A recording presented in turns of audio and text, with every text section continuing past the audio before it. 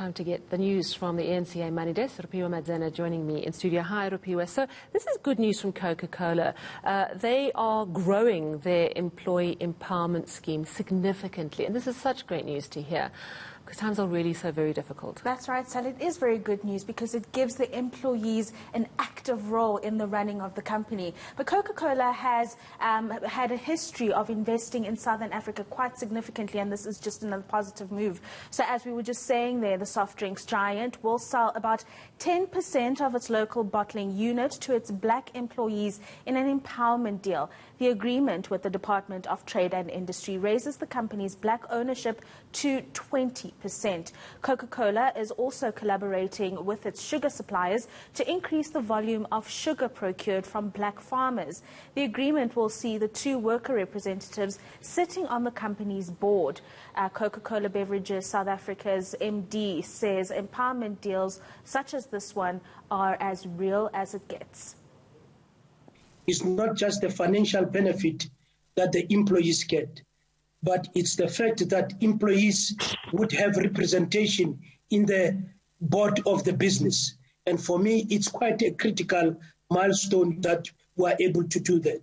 And everything it will be transparent to the employees, and not only transparent, but they could shape the outcome of the business through their input.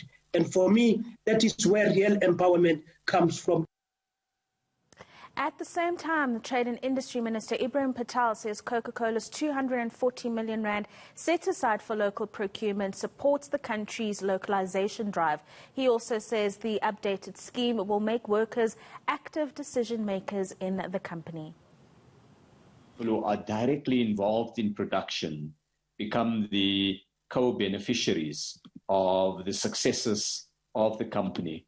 And so unlike a normal arrangement, workers are not just there as passive shareholders, but they also create wealth on a daily basis in the company. So we hope what this can do is it can unlock models of greater collaboration between the company and its workers. And as I indicated in my comments, from government side, we see workers and trade unions as critical partners in building the economy, in expanding the economy. Onto the markets now. It's been a positive ending to the week for the local bourse. The JSE was buoyed by the banks and other stocks that were positive today. And then globally, we did see that positive economic data out of the US, as well as financial results releases in the likes of Europe, helped global markets, which in turn helped the local bourse as well. Let's take a closer look at those.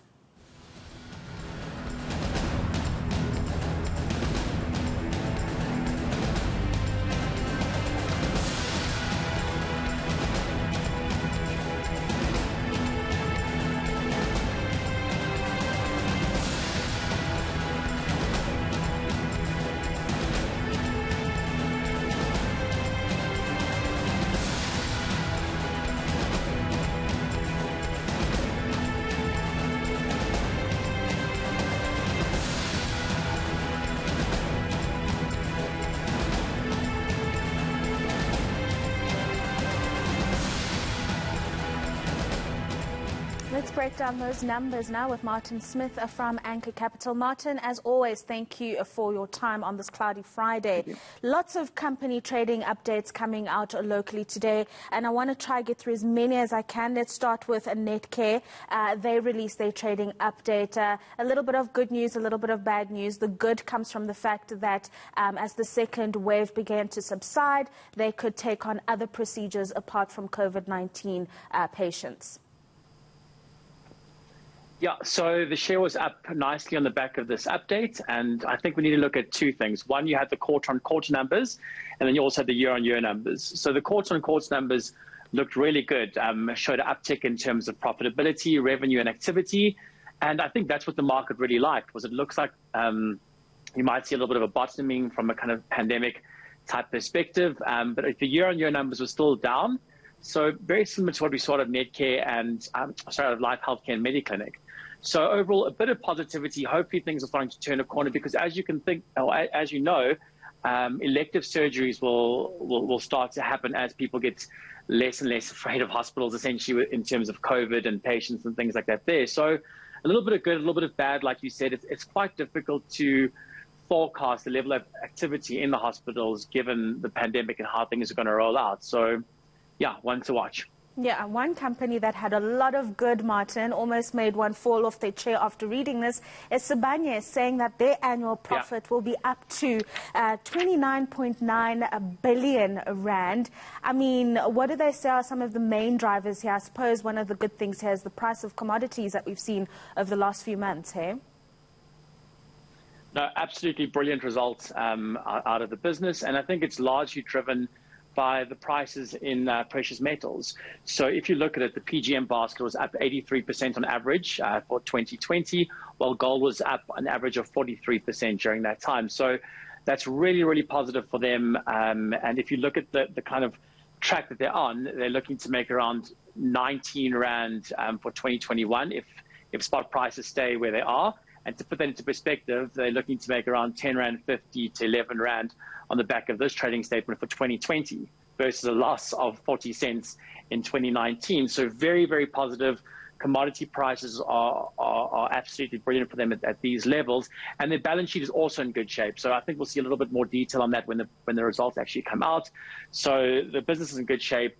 Commodity prices, they're in quite a bit of a sweet spot at this moment in time. So very, very positive for the share and one that we own. Right, and then another company, Nampak, they're also releasing their trading update today. So two things that are important here, I guess. The cost-cutting measures that they've taken on as a business paying off, and really a lot of the businesses they supply to weren't as affected by the second wave as other businesses have been. Yeah, two very good points from your side on the trading update. But I think there was some good and there was some bad in it. Overall, it was probably slightly positive. And I'm a little taken aback at how much the share price reacted on the news today. Like I said, it wasn't massively positive, like in the case of Sibanye. But I think we see this in a share like Nampak, where it's trading at kind of suppressed levels and multiples. And on a day where there's been a lot of kind of risk on sentiment, shares like this can absolutely shoot ahead of the rest. So, yeah, like I said, marginally positive updates, but a share that's been trading at kind of suppressed levels. So good for investors to hold Nampak. Right. Thank you so much, Martin. We also had data coming out of MTN and some US stock news I wanted to discuss, but we've run out of time, unfortunately. Martin Smith from eNCA Capital.